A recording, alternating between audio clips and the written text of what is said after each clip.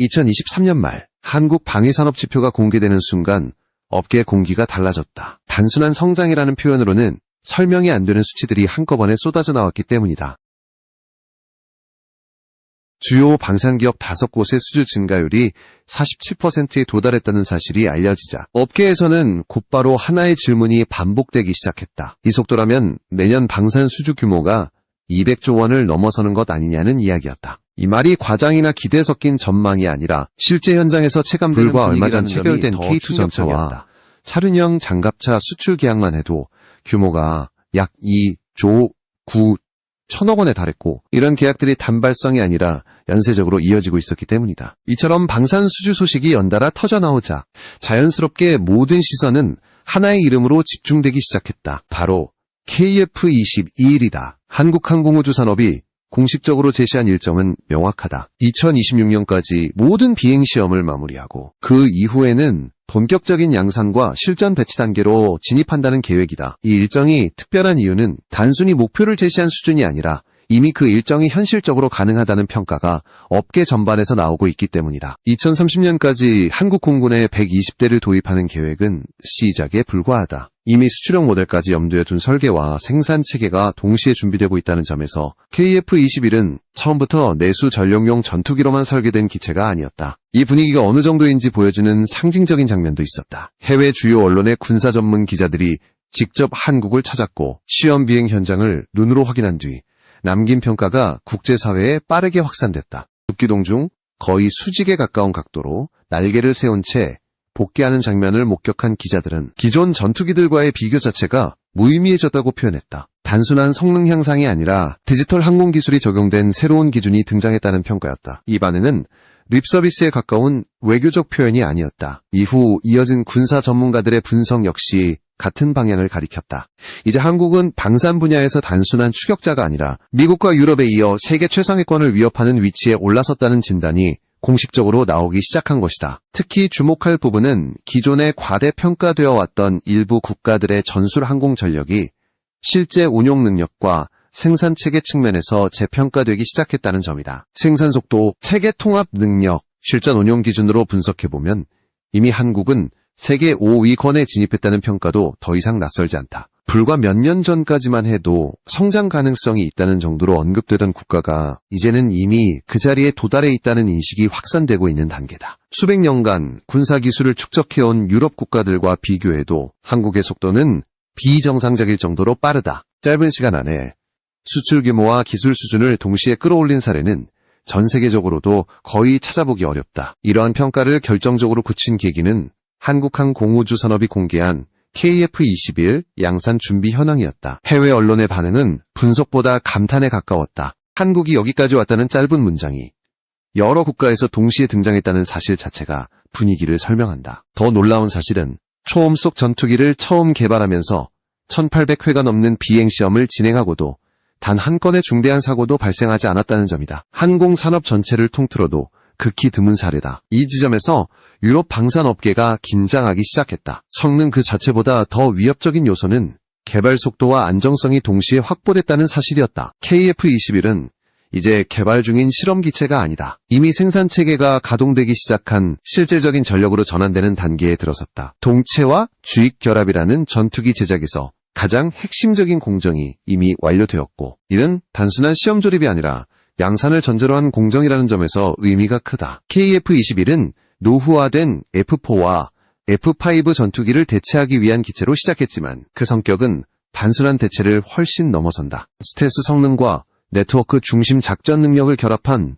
4.5세대 전투기로서 일부 영역에서는 5세대 전투기에 근접한 역량을 보여주고 있기 때문이다. 이제 중요한 것은 시점이다. KF-21은 언젠가 실전에 투입될 전투기가 아니라 이미 일정이 확정된 상태다. 2026년 하반기 실제 공군에 인도될 예정이라는 구체적인 날짜가 제시되었다는 점은 이 사업이 더 이상 불확실성의 영역에 있지 않다는 것을 의미한다. 시험 비행 과정에서 모든 변수를 통제할 수는 없지만 지금까지 축적된 데이터와 제작 완성도를 고려할 때 최종 결과물이 그대로 양산으로 이어질 것이라는 자신감이 공개적으로 표현되고 있다.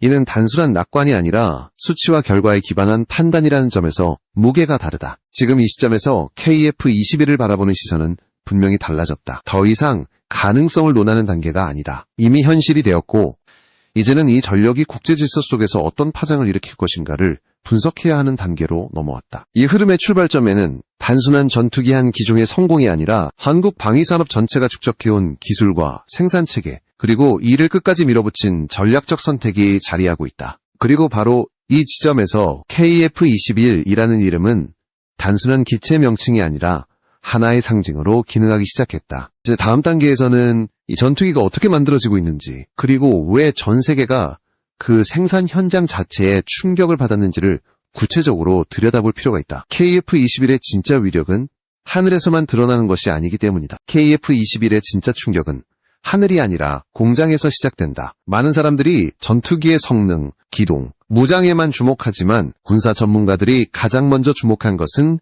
전혀 다른 지점이었다. 바로 생산 방식이다. KF-21은 설계 단계부터 전통적인 전투기 생산 개념을 과감히 버렸다. 전투기는 숙련공의 손기술로 만드는 장비라는 고정관념, 그리고 대규모 인력이 밀집된 공장이 필수라는 상식을 처음부터 다시 뒤집었다. 그 결과 등장한 것이 완전히 다른 차원의 생산체계였다. KF-21 양산 라인의 핵심은 조립 방식 그 자체에 있다. 기존 전투기 생산은 동체를 바닥에 눕힌 상태에서 작업을 진행하는 방식이 일반적이었다. 이 방식은 작업자는 편할 수 있지만 정렬 오차가 누적되기 쉽고 공정 효율이 급격히 떨어진다는 치명적인 단점이 있었다. 한국항공우주 산업은 이 구조 자체가 문제라고 판단했다. 그래서 KF-21은 처음부터 동체를 수직에 가깝게 세운 상태로 조립을 시작하는 방식을 채택했다. 말은 간단하지만 실제로 구현하기 위해서는 중력, 정렬, 구조응력, 정밀도 계산을 전부 다시 해야 하는 고난도 선택이었다. 이 과정에서 핵심 역할을 하는 것이 FASS 조립 시스템이다. 이 시스템은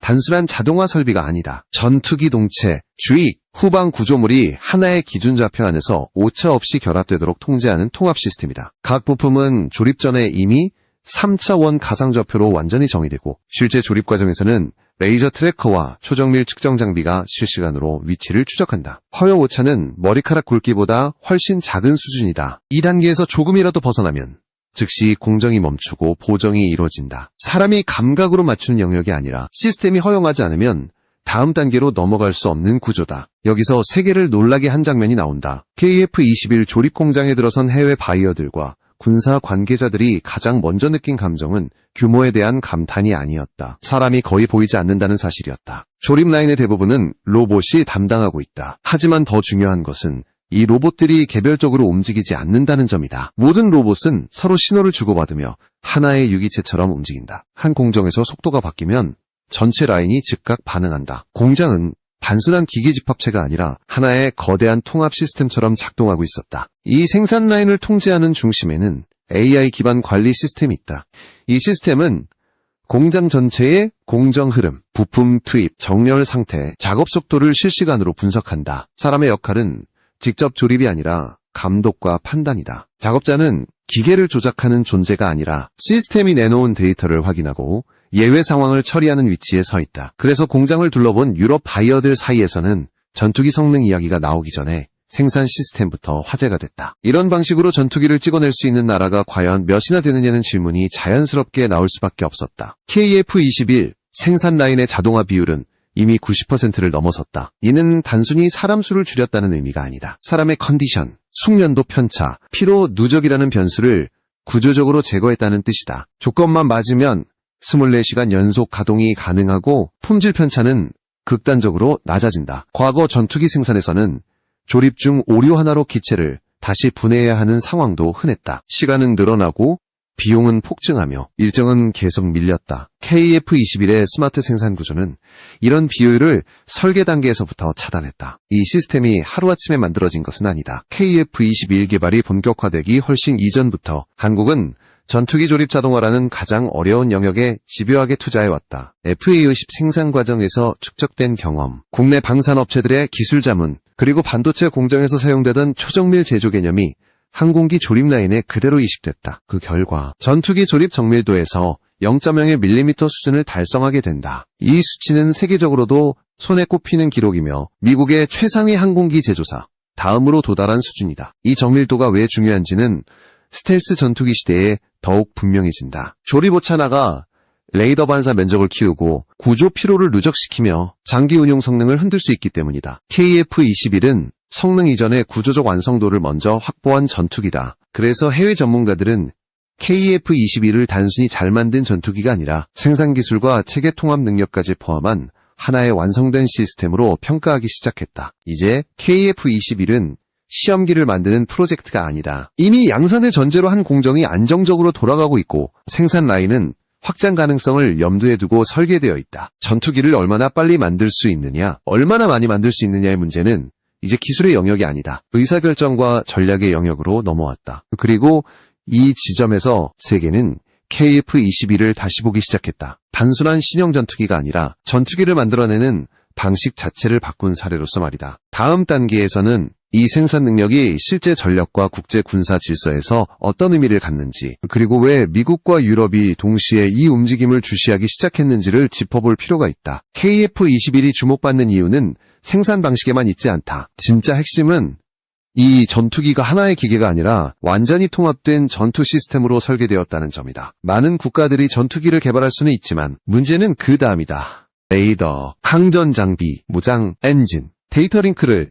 각각 잘 만드는 것과 이 모든 요소를 하나의 유기체처럼 묶어내는 것은 전혀 다른 차원의 기술이기 때문이다. KF-21이 세계적으로 다시 평가받기 시작한 지점이 바로 여기다. 전투기 개발에서 가장 어려운 영역은 체계 통합이다. 엔진 성능이 아무리 뛰어나도 항전 장비와 맞지 않으면 의미가 없고, 레이더가 좋아도 무장과 데이터 링크가 제대로 연결되지 않으면 실전에서 힘을 발휘할 수 없다. KF-21은 이 문제를 설계 초기 단계부터 정면으로 다뤘다. 특정 장비 하나에 의존하는 방식이 아니라 모든 구성 요소가 동일한 기준과 구조 안에서 유기적으로 연결되도록 설계된 것이다. 이 접근 방식은 개발 속도를 늦추는 대신 완성 단계에서 폭발적인 안정성을 확보하는 전략이었다. 이 구조의 중심에는 소프트웨어가 있다. KF-21은 하드웨어 중심 전투기가 아니다. 센서에서 들어오는 정보, 레이더 데이터, 전자전 정보, 외부 전력과의 교신까지 모든 것이 하나의 통합 소프트웨어 구조 안에서 처리된다. 조종사는 단순히 정보를 받아보는 존재가 아니라 이미 통합되고 정제된 전장을 한눈에 인식하는 위치에 놓인다. 이 방식은 미국의 최신 전투기들이 채택한 개념과 매우 유사하지만 중요한 차이점이 있다. KF-21은 한국군 전투체계에 맞춰 처음부터 설계되었다는 점이다. 이 차이는 실제 운용에서 매우 큰 의미를 갖는다. 외산 전투기를 도입할 경우 데이터 링크와 전투체계 연동에서 항상 제약이 발생한다. 기술 이전, 제한, 소프트웨어, 접근 권한, 운용 방식의 차이가 복잡하게 얽히기 때문이다. 반면 KF-21은 한국군의 지휘 통제 구조, 감시, 자산, 해상 및 지상 전력과의 연계를 전제로 만들어졌다. 그래서 단독 전투 능력뿐만 아니라 연합작전 환경에서의 효율이 극대화된다. 이 점이 군사 전문가들 사이에서 특히 높게 평가받는 이유다. 여기서 자연스럽게 비교 대상이 등장한다. 미국, 유럽, 중국의 전투기들과 KF-21을 나란히 놓고 보면 단순한 성능 수치 비교는 큰 의미가 없다. 중요한 것은 실제 운용 가능성과 지속성이다. 일부 국가는 뛰어난 기체를 보유하고 있지만 생산 속도가 느리고 유지 비용이 과도하게 높다. 또 다른 국가는 대량 생산은 가능하지만 체계 통합 완성도가 낮아 실전 효율이 떨어진다는 평가를 받는다. KF-21은 이 두 극단 사이에서 매우 현실적인 위치를 차지하고 있다. 특히 유지와 가동률 측면에서 KF-21은 강점을 보인다. 국산화 비율이 높다는 것은 단순히 자존심의 문제가 아니다. 부품 수급, 정비 주기, 긴급 대응 능력에서 압도적인 차이를 만들어낸다. 예상 가동률이 90%에 이른다는 분석이 나오는 이유도 여기에 있다. 이는 단순 비교로도 기존 주력 전투기들보다 상당히 높은 수준이다. 전쟁은 한두 번의 출격으로 끝나지 않는다. 결국 하늘에 얼마나 오래, 얼마나 안정적으로 전력을 유지할 수 있느냐가 승부를 가른다. 이 지점에서 중국과 러시아 전술항공 전력에 대한 재평가가 함께 이루어지고 있다. 수치상 보유 대수는 많지만 실제 운용 능력과 통합 수준에서는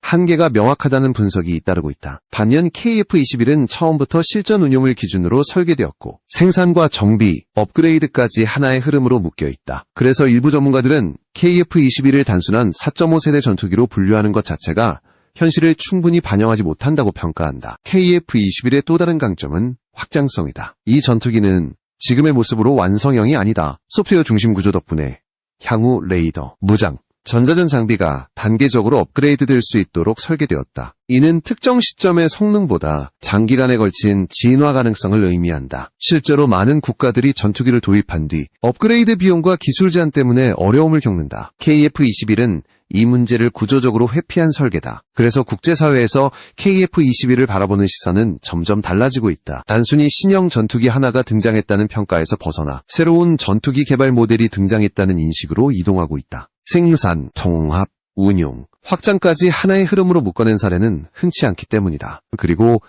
이 변화는 자연스럽게 질문으로 이어진다. 이 전투기가 국제방산시장과 정치 군사 질서에 어떤 영향을 미치게 될 것인가 하는 문제다. 이제 다음 단계에서는 KF-21이 수출과 국제관계에서 어떤 파장을 일으키고 있는지, 그리고 왜 여러 국가들이 동시에 이 전투기를 주목하기 시작했는지를 살펴볼 필요가 있다. KF-21이 국제사회에서 본격적으로 논쟁의 중심에 서기 시작한 지점은 이 전투기가 단순한 기술 성과를 넘어 전략적 변수로 인식되기 시작했을 때다. 전투기 한 기종이 등장했다고 해서 국제 질서가 흔들리지는 않는다. 하지만 생산 속도, 유지 능력, 체계 통합 수준까지 갖춘 전력이 등장하면 이야기는 달라진다. KF-21은 바로 그 조건을 동시에 충족시키는 사례로 받아들여지고 있다. 미국을 먼저 보자. 미국은 여전히 세계 최강의 항공전력을 보유하고 있지만 그 구조는 점점 무거워지고 있다. 최신 전투기들은 성능이 뛰어난 만큼 비용과 유지 부담이 급격히 상승했다. 생산 일정은 정치와 예산에 크게 영향을 받고 동맹국이라 하더라도 기술 접근에는 분명한 한계가 존재한다. 이런 상황에서 미국이 KF-21을 바라보는 시선은 이중적이다. 공식적으로는 동맹국의 방산 역량 강화라는 긍정적 평가를 유지하지만 내부적으로는 분명한 경계가 형성되고 있다. 특히 전투기 생산 자동화와 체계 통합 방식에서 한국이 보여준 속도는 기존 항공 강국들의 기준을 흔들기에 충분했다. 유럽의 반응은 더 직접적이다. 프랑스와 독일, 영국을 중심으로 한 유럽 방산산업은 오랜 기간 자국 중심의 항공기 개발 체계를 유지해왔다. 그러나 최근 들어 일정 지연, 비용 증가, 정치적 변수로 인한 수출 제약이 반복되면서 경쟁력이 약화되고 있다. 이런 상황에서 KF-21은 매우 불편한 존재다. 성능에서 뒤지지 않으면서도 가격 경쟁력을 갖추고 무엇보다 납기와 생산 안정성에서 강점을 보이기 때문이다. 유럽 군사 전문 매체들이 KF-21을 두고 위협이라는 표현을 사용하기 시작한 배경도 여기에 있다. 중국과 러시아의 경우는 조금 다르다. 이들 국가는 보유 전력의 규모를 강조해왔지만 실제 운용 능력과 체계 통합 수준에서는 꾸준히 의문이 제기되어 왔다. 특히 최근 전장 환경에서 요구되는 네트워크 중심 작전 능력, 데이터 처리 속도, 유지 가동률 측면에서 한계가 드러나고 있다는 분석이 이어지고 있다. KF-21은 이와 정반대 방향에서 평가를 받고 있다. 대량 보유를 목표로 하기보다 안정적인 생산과 지속 운용을 전제로 설계되었기 때문이다. 그래서 일부 전문가들은 KF-21의 등장을 아시아 지역 전술 항공 균형의 변곡점으로 보고 있다. 이러한 변화는 자연스럽게 수출 논의로 이어진다. KF-21은 처음부터 수출을 염두에 둔 전투기다. 특정 국가의 체계에 종속되지 않는 구조, 유연한 업그레이드 가능성, 상대적으로 낮은 유지 비용은 많은 국가들에게 매력적인 요소로 작용한다. 특히 기존의 미국이나 유럽산 전투기를 운용하면서 비용과 기술 제약의 어려움을 겪었던 국가들에게 KF-21은 현실적인 대안으로 떠오르고 있다. 중요한 것은 이 관심이 단순한 전시용 홍보 단계에 머물지 않고 실제 생산 라인과 시험 데이터를 직접 확인하는 단계로 넘어가고 있다는 점이다. KF-21을 둘러싼 논의에서 자주 등장하는 비교 대상 중 하나가 해군 항공력이다. 항공모함과 함재기 운용을 고려하는 국가들에게 KF-21의 확장성은 중요한 변수다. 한국이 추진 중인 해상 전력 강화 구상 속에서 KF-21의 함재 기용 가능성이 언급되는 이유도 여기에 있다. 이 부분은 아직 결정된 사안은 아니지만 설계 단계에서부터 개조 가능성을 열어두었다는 점만으로도 국제사회의 관심을 끌기에 충분했다. 이는 KF-21이 단일 용도의 전투기가 아니라 장기적인 전략 자산으로 고려되고 있음을 보여준다. 정치적 영향도 무시할 수 없다. 전투기 수출은 단순한 무기 거래가 아니라 외교와 안보 관계를 함께 묶는 결정이다. KF-21이 본격적으로 국제시장에 등장할 경우 기존 방산 질서에 균열이 생길 가능성은 충분하다. 일부 국가는 선택지가 늘어나는 것을 환영할 것이고 다른 일부는 기존 영향력이 약화되는 것을 경계할 것이다. 이 지점에서 KF-21은 기술적 성과를 넘어 국제정치의 변수로 작용하기 시작한다. 이 모든 흐름을 종합하면 KF-21은 이제 개발 성과를 평가받는 단계에서 벗어났다. 현재 진행 중인 논의의 핵심은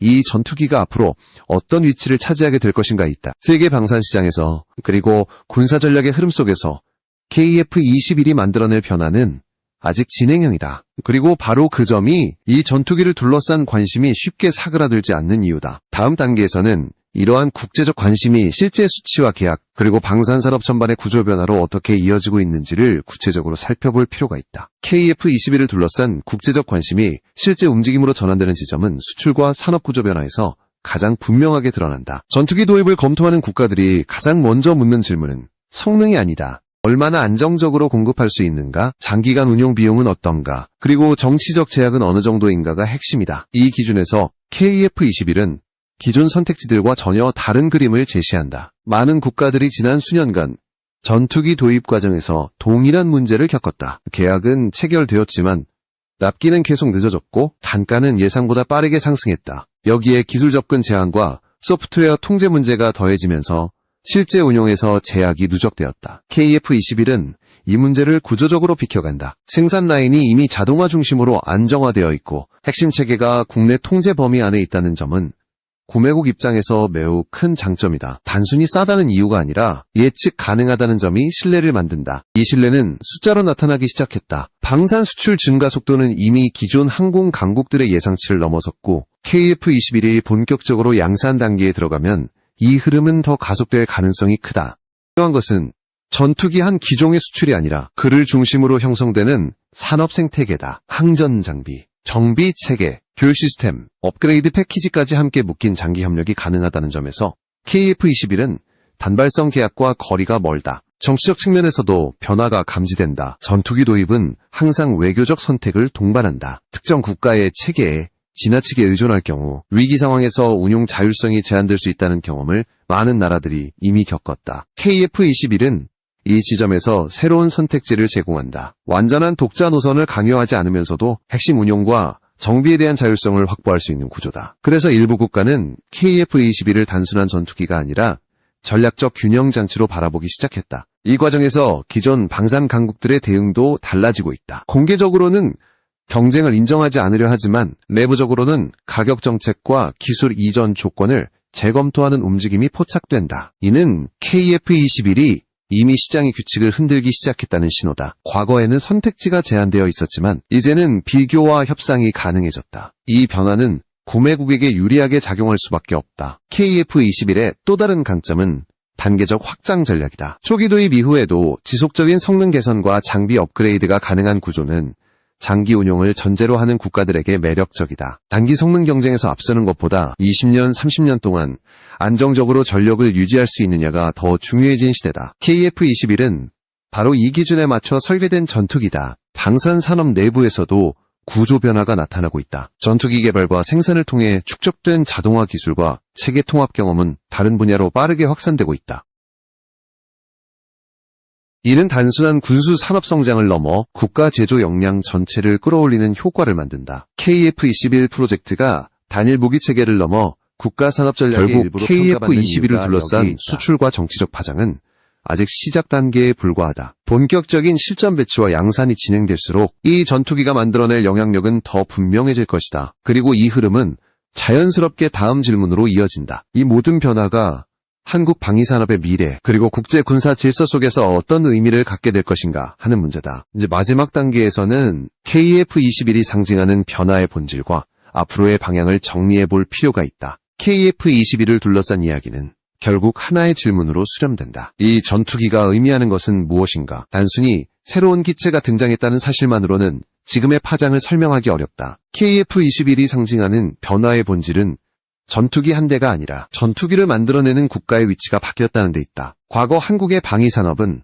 항상 추격자의 위치에 놓여 있었다. 기술 이전, 공동 개발, 제한된 접근 권한 속에서 한 발씩 따라가는 구조였다. 하지만 KF-21은 그 흐름을 끊어냈다. 설계, 시험, 생산, 통합, 운용까지 하나의 체계 안에서 완결된 구조를 만들어냈고 그 과정이 외부에 의해 좌우되지 않는 단계에 도달했다. 이는 단순한 기술 성취가 아니라 전략적 자율성을 확보했다는 의미다. 특히 주목해야 할 점은 이 성취가 단기간의 성과가 아니라는 사실이다. KF-21에 집약된 자동화 생산, 체계 통합, 소프트웨어 중심 구조는 하루아침에 만들어진 결과물이 아니다. 수십 년간 축적된 시행착오와 선택의 결과다. 눈에 띄는 성능 수치보다 더 중요한 것은 이 시스템이 앞으로도 계속 진화할 수 있는 기반을 갖췄다는 점이다. KF-21은 완성형으로 멈추는 전투기가 아니라 성장하는 전투기다. 국제군사 질서의 관점에서 보면 이 변화는 더욱 분명해진다. 기존 방산 질서는 소수의 항공 강국이 시장과 기술을 독점하는 구조였다. 선택지는 제한적이었고 조건은